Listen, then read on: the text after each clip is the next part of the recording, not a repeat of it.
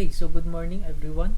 And today we are going to discuss the ifs statement. So recently or the for from our last meeting, nagsend ako ng nested ifs. Actually, meron pang isang lesson doon na dapat is yung mauuna before the nested ifs. But ano lang naman, madali lang naman to intindihin guys, so don't worry. Okay, so ayan, start po tayo. So lalagay lang ako ng title dito. Okay, so sweet berries na lang. Sweet, again, the sweet berries, the usual sweet berries.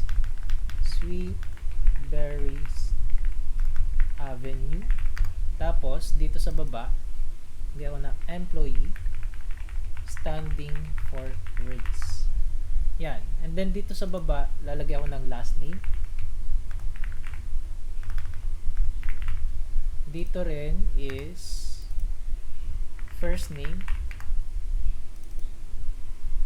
middle initial, salary, and then per 15 days. Yung kung paano ko siya na guys, na ilipat sa baba, pipindutin nyo lang po yung alt enter sa keyboard nyo. Okay? And then pwede natin ito paliitin. Then dito sa kabila is yung benefit. Ayan. And then ang gagawin ko is i-merge ko to para maging maayos. Merge and center. Okay. So yan. Buksan ko lang magnifier ko. And then isa-center ko sila. Ayan. Okay. And then onting ayos na lang dito sa mga to. Yan. Yan. Benefit yan. And then igigitna ko sila. Yan. Nasa gitna na. Tapos onting ayos lang. Ganyan. Ayos, ayos, ayos.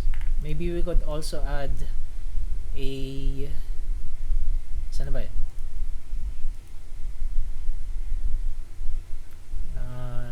Wala yung teams natin.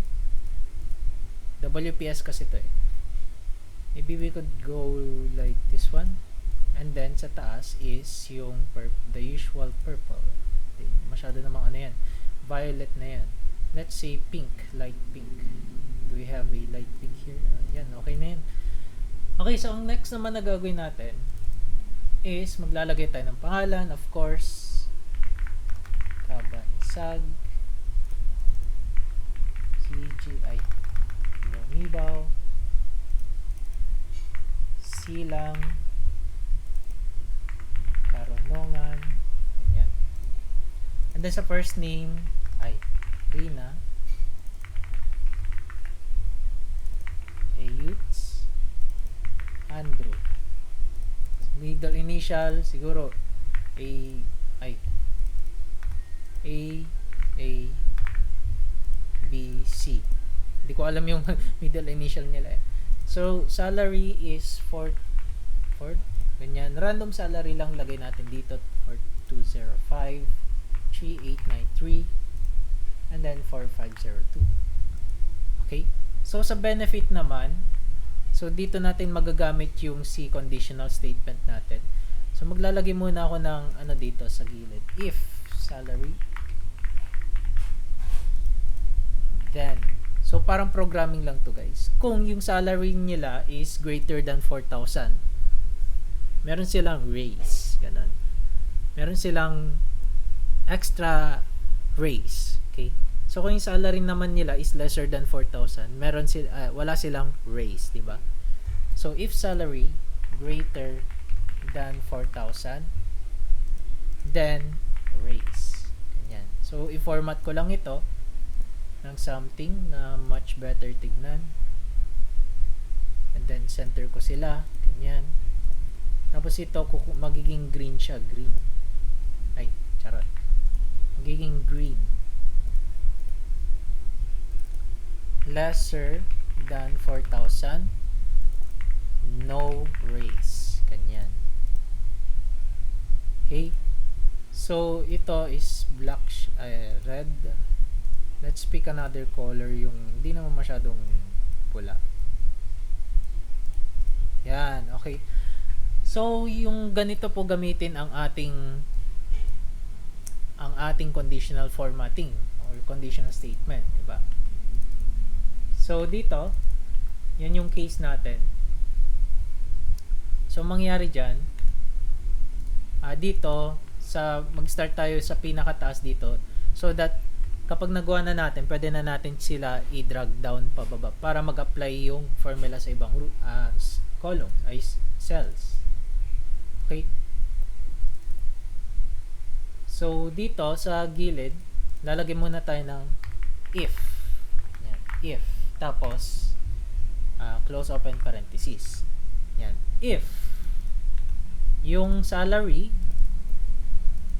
okay, if si cell D4 is greater than 4,000, ipiprint niya si raise. Otherwise, no raise. Okay? So, if D4 is greater than 4,000, okay? So, ito yung logical test natin. If D4 is greater than 4,000, so, kapag totoo yun, kapag mas malaki si D4 kaysa kay 4,000, kama tayo dito, value if true naman yung susunod. Ano yung magiging value kapag si D4 is mas malaki nga sa 4,000? Siyempre, yung value ni cell H5. So, we can click this one. Okay, so yan yung value niya kapag true, si D4 is mas malaki sa 4,000. Pero kapag hindi naman, to value if false naman sabi niya dito. So, no raise ang value niya. And then, saka mo siya i-close. Okay? Yan. Okay, goods na goods. Diba? So, benefit is raise. Yan. Tapos, i-drag down na lang natin siya. Pababa. Okay? So, yan. Ay, dito pala. Lagay tayo ng dollar sign. Saan ba yan? If dollar sign, yan. Testing up, sorry. Kapag 0 pa rin, wala. So, ganito na lang gagawin natin. Ibay natin to, gawin nating raise. Pwede natin to gawin. Okay? Tapos, no raise. Ganyan. Yan. Ay, charot. Tingnan nga natin. Dito. If D6, oops. Hindi. Alisin ko yung ano, guys. Ito. Alisin ko yan. Si dollar sign natin. Kasi hindi pala gumagana yan. Tapos saka natin siya drag down. Ayun. Goods na goods. So, kung yung ano ba yan? Wait lang. I-zoom in ko na lang dito. Kung yung value ng sahod ni Sir Andrew is 2,000, syempre no raise kasi ito yung rule natin. Lesser than 4,000, walang dagdag sahod. Kung ako naman 399 yung salary, no raise. Pero kung naging 4,000 yan, ang mapiprint diyan is should be raise. Okay. So cell D5, wait, tingnan natin to. Baka mamaya nagkaka-error tayo dito.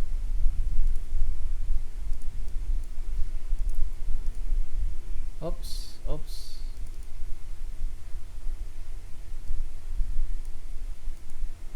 Tingnan natin dito.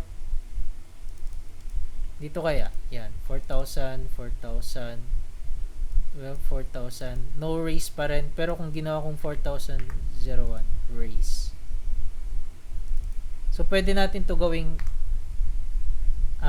equals, yan, para greater than or equal to 4,000 dito. Or equal to 4,000. Yan. 4,000. Hindi ko na lang dito ilalagay. Gawin ko na lang or equal to greater than or equal to 4,000 or equal to 39 lesser than 4,000. Yan. If salary is greater than or equal to 4,000, lesser than 4,000. So, ganyan yung rule natin. So, para umayos siya, lalagyan natin ng equals to dito. So, kapag nag 399 yan, or kapag naging 4,000 yan, may raise pa rin siya. Meron pa rin siyang dagdag. So, 399, no raise. Okay. Sayang, piso. Piso na lang. Meron pa siyang dagdag. Okay, so ganun po siya. Okay, we can